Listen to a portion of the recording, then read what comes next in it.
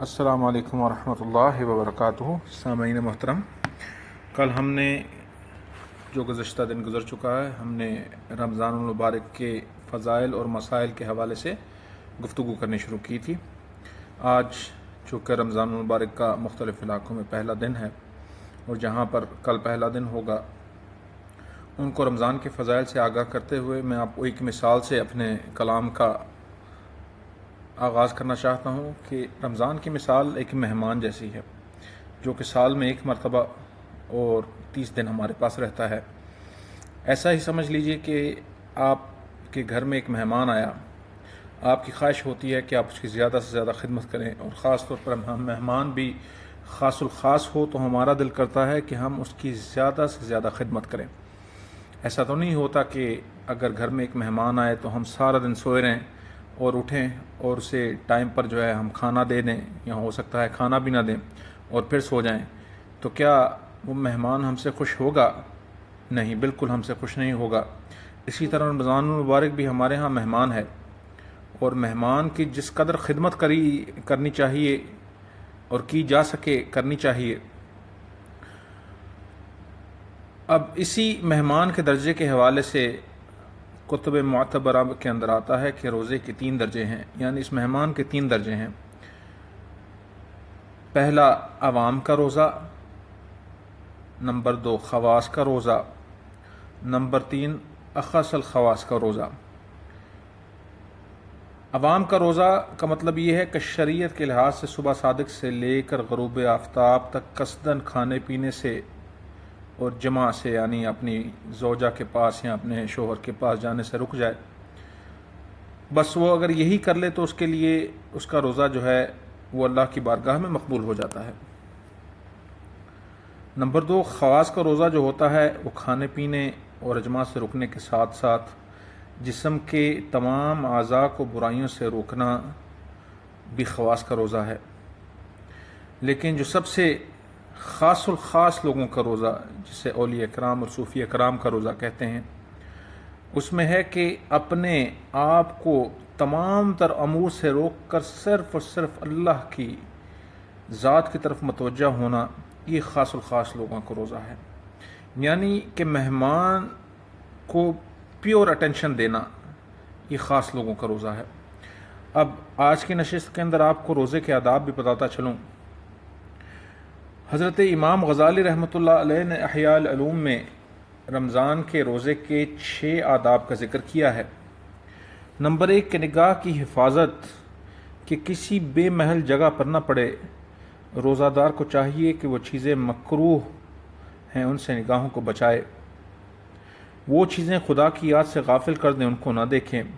حضور علیہ الصلوۃ والسلام نے ارشاد فرمایا کہ نظر شیطان کے تیر میں سے ایک زہر سے بجھا ہوا تیر ہے، جو خدا تعالی کے خوف سے اس کو ترک کر دے گا، خدا تعالی اس کے ایمان کی حفاظت فرمائے گا، جس کی حلاوت وہ اپنے دل میں محسوس کرے گا۔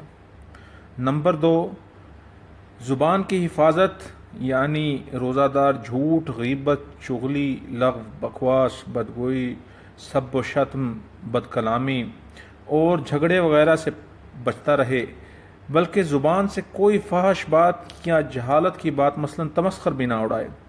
اپنی زبان کو ذکر الہی، تلاوت قرآن کریم اور درود شریف پڑھنے میں مصروف رکھے۔ حضرت سفیان ثوری رحمۃ اللہ علیہ ارشاد فرماتے ہیں کہ 2 چیزیں روزے کے مفسد ہیں، جھوٹ اور غیبت۔ اگر کوئی جھگڑا کرے تو یہ روزے دار کہہ دے کہ میں روزے دار ہوں۔ کان کی حفاظت کرے اور بری باتوں کو سننے سے اپنے کان کو باز رکھے۔ جن بری باتوں کو زبان سے ادا کرنا حرام ہے، ان کا سننا بھی حرام ہے۔ یہی وجہ ہے کہ اللہ عز و جل نے سننے والوں اور حرام خوروں کا ذکر فرماتے ہوئے ارشاد فرمایا، سمعون الکذب اکلون لسحت۔ کنز الایمان کے اندر ہے، بڑے جھوٹ سننے والے، بڑے حرام خور۔ لہٰذا حدیث شریف کے اندر ہے کہ غیبت کرنے والا اور سننے والا دونوں گناہ کے اندر برابر کے شریک ہیں۔ پاؤں، ہاتھ اور دیگر اعضاء سے کوئی برا کام نہ کرے۔ ہاتھ سے کسی چیز یعنی ناجائز چیز کو نہ پکڑے، کسی کو ایذا نہ دے، پاؤں سے چل کر کسی بری جگہ نہ جائے، افطار کے وقت پیٹ میں کوئی ایسی چیز نہ ڈالے جس کا تعلق حرام کمائی یا مشتبہ چیز سے ہو، کیونکہ اگر حلال چیز سے روزہ رکھ کر حرام سے افطار کیا تو روزہ ناقص ہو جائے گا۔ جو شخص روزہ رکھ کر حرام مال سے افطار کرے، اس کا حال اس شخص کا ہے جو مرض کے لیے دوا کرتا ہے لیکن اس میں تھوڑا سا سنکھیا یعنی زہر ملا لیتا ہے، کیونکہ اس مرض کے لیے دوا مفید ہو جائے مگر یہ زہر ساتھ ہی ہلاک بھی کر دے گا۔ افطار کے وقت حلال غذا بھی اتنی نہ کھائے کہ پیٹ تن جائے اور روزے دار کی عافیت اور غرض و غائب فوت ہو جائے۔ روزہ سے مقصود قوت شہوانیہ اور بہیمیہ کا کم کرنا اور قوت نورانیہ اور ملکیہ کا بڑھانا۔ اللہ کے نزدیک کوئی ظرف اتنا بڑا نہیں جتنا حلال کمانے حلال کھانے سے بھرا ہوا پیٹ ہے۔ روزہ کی غرض یعنی زہر ابلیس اور شہوت نفسانیہ کا توڑنا۔ اگر آدمی افطار کے وقت اس مقدار کی تلافی کرے جو فوت ہوئی۔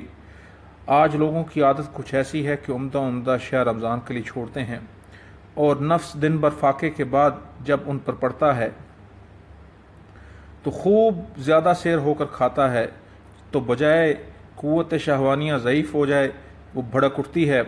اس سے روزے کا مقصد فوت ہو جاتا ہے۔ جو قوتیں برائی کی طرف لے جاتی ہیں، شیطان کی گود میں ڈالتی ہیں، ضعیف کرتی ہیں، ان میں پیٹ بھر کر رمضان المبارک میں کھانا ایک ہے۔